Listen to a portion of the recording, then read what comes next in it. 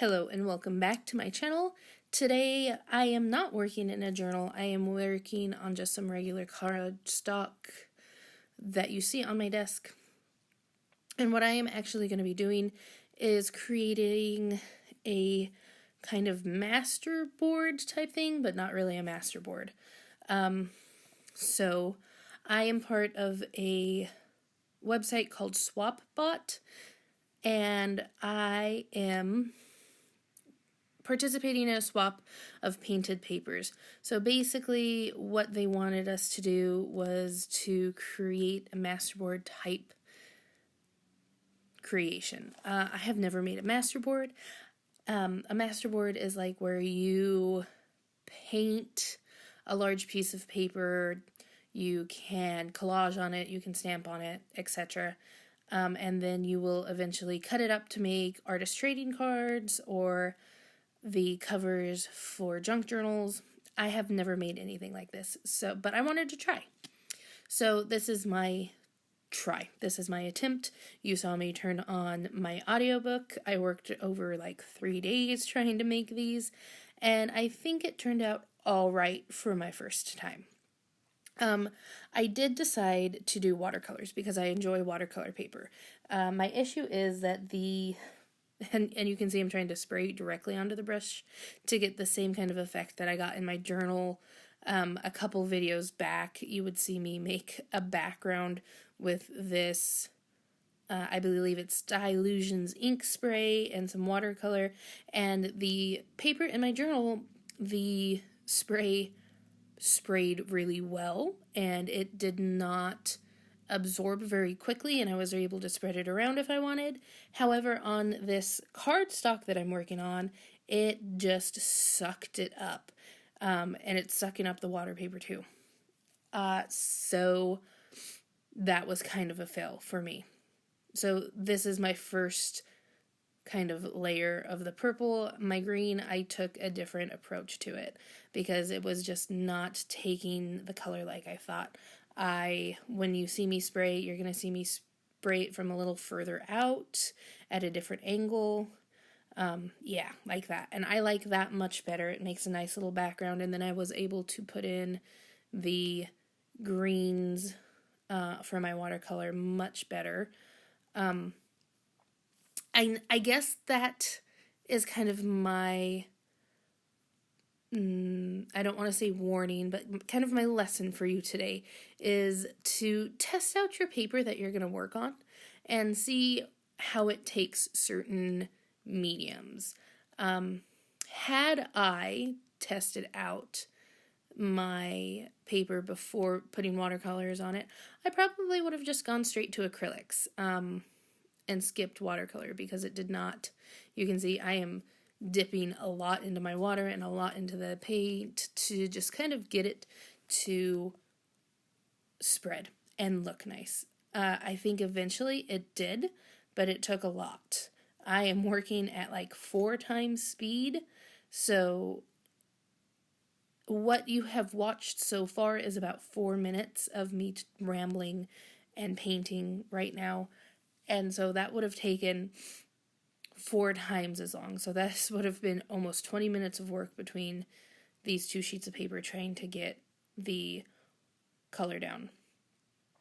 I do come back onto my purple and try to add a little bit more. I'm adding a different color now that's kind of a, I don't know, that reddish sparkle color. Like it's kind of purple, but it's kind of also red. And just trying to get a little bit more.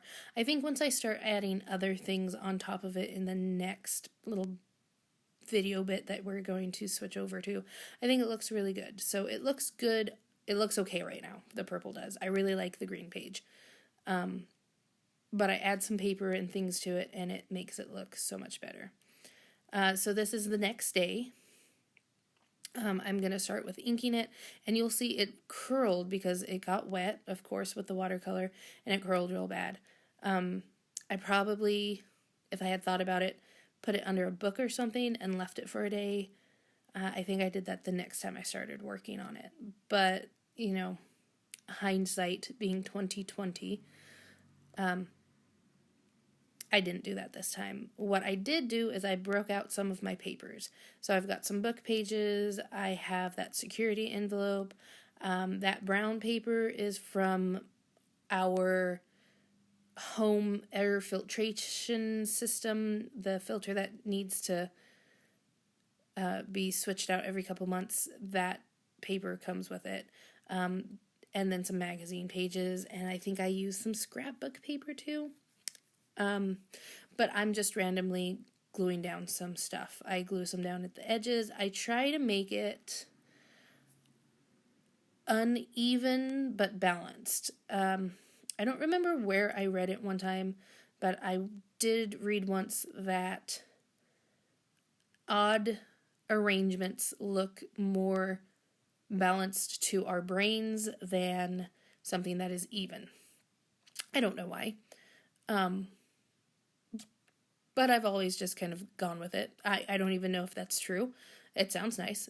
So I kind of decided to do that. I kind of tried to make it a little bit uneven around my page, but balanced. And I think it worked out pretty well.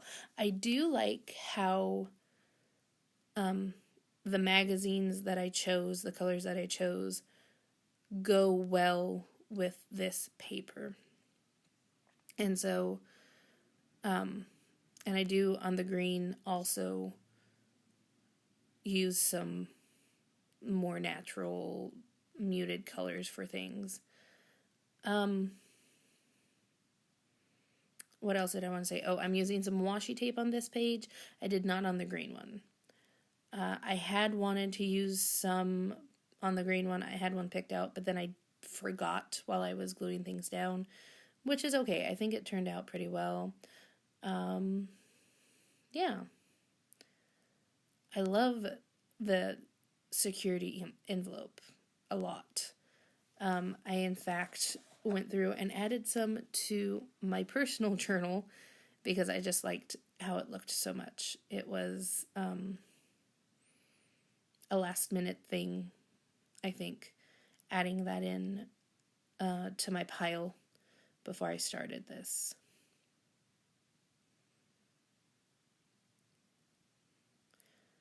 I'm sorry about cutting off. I do this a couple times throughout the whole video. I kind of cut off the bottom of the paper, and then the top there, I also kind of have something overhanging from my upper shelf of my desk, and I apologize for that. I will, in the future, make sure that it is a clear view of my page.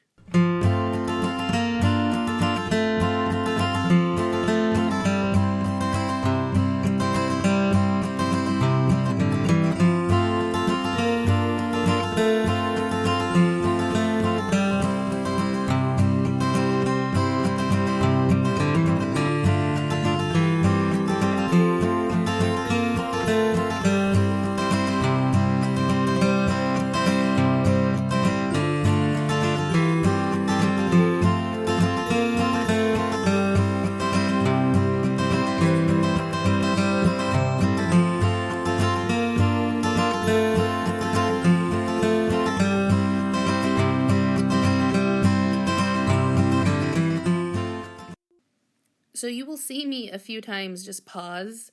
I am considering my options for what to do next. Like I said, I have never done anything like this, especially for a swap. This is going to go to someone else. But I think it turns out really nicely in the end. I love these stencils. The issue is, I think, that I did white, and white blends in too much to that purple. I'm working on white paper with the purples, and then, oops, I got a paint booger. Sorry about that. The white apparently was nearing the end and had some extra. And so that messed up my stencil when it had that goober come out. And so I go over with this pinky purple, which didn't show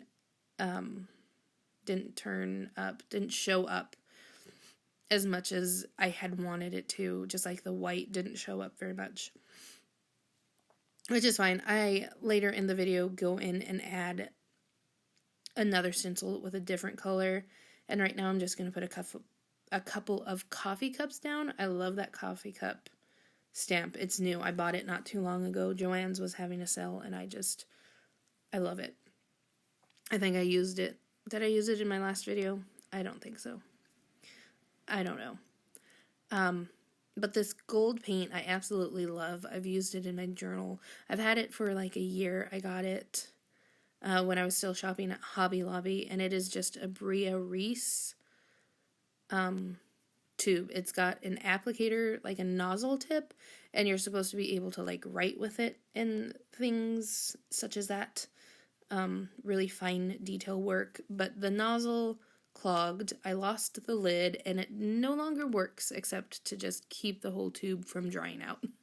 And so I just use the tip of the pen and dot it when I want it. And when I want to use it on a bigger area, I use like a napkin or a paper towel, and I just kind of smear it over. This purple color, I do love. That one shows up really well. And I like this technique. I saw it somewhere. I watched a lot of Masterboard videos, so I cannot tell you for sure which video I got this idea off of. But they basically used this fan brush to just kind of make that kind of pattern, I guess is what I want to call it. Oh, and there's my husband finger telling me that I needed something right there, and he was right. I put another coffee cup. It looked beautiful. So that's what I've done so far with this page. I'm going to add some black dots because I felt like it needed some more. This is something that Loveland's Life does sometimes on her collage papers. She usually does it differently. I like I said, this is my first time ever doing this. So this is like number 2 of me sitting down and working on this one. And now I'm going to work on my green page. And I use similar steps to do my green page as I did my purple page. So you will see me stamp with this little stamp. But instead of, this is an old like Walmart, I think there's 6 little stamps in this set. It's old from Walmart. I was like 17, so it's been almost 2 decades. But I go in with the moon stamp the moon. I'm going to lay down some papers, mostly the same papers. I do use, if you see that wrapping paper over to the left-hand side, I used that one on this paper too because I thought the greens looked really nice with it, and it does. You'll see in a minute. And then book pages, that brown paper, the security envelope. I use a lot of similar things, but they came out very different. Even though I was using similar techniques and similar papers, I don't think they're too similar. I think the person that I'm going to swap with will enjoy them singularly and not feel like it's just the same paper in different colors. I hope. I don't feel like it's the same paper in different colors. Let me know what you think. Do you feel like this is too similar? Or does it look varied enough that you like both of them? I am going to put on some music again. And then I'll be back to talk to you again about whatever it is that I am doing when I come back.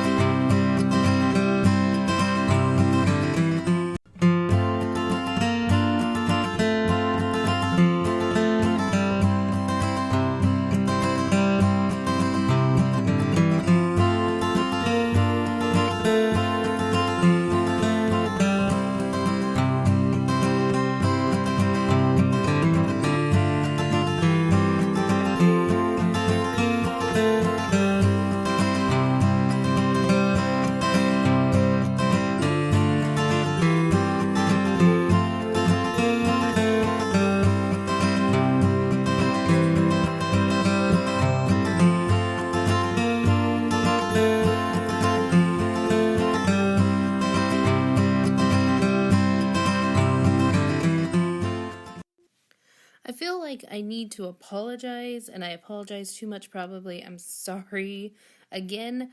I feel like the music is too harshly transitioning, but I cannot figure out how to make it not transition so harshly. I will work on that. That'll be on my to-do list of things to learn and grow with. So right now I'm doing similarly. I'm using a different stencil. I kind of liked this like chevron pattern. And I like the green. I like that I went with something darker. I decided not to bring out my Bria Reese gold again, just because it like it's too peaky, like it's too chunky, I guess. But the acrylic paint that I have is nice and dries much more smoothly and is not as textured, which is not a bad thing. Another bigger stamp that I used, except this time it's the Succulents. I think I got that from Joanne 2 a while back, which I really like and I think works with this kind of green color motif that I'm going with. And I add some leaves in a little bit too. The fan brush, I liked the fan brush. This white just did not show up well on the green paper, and I ended up, I don't think I have footage of it because it was like literally right before when it was all done and I had like gotten the envelope ready and everything, and I eventually go back over, and where I put those white dots, I use like a lime green color and I go over those dots before I shipped it out because I did not like how those white dots kind of meshed into the page. So just for your information. And now I have a different stencil and I'm going to use this blue. It's a learning curve with these stencils. I have to remember to use less paint and to push the stencil down like harder and clean it between uses. So I need to push it down with my fingers like you see me doing, and I need to use less paint on it and then clean it when I'm done. I don't use the stencil again on this one. What I do end up doing with this one is that kind of pinkish purple that you see right there. I end up taking a thin pointed brush, like a detail brush, and I make this kind of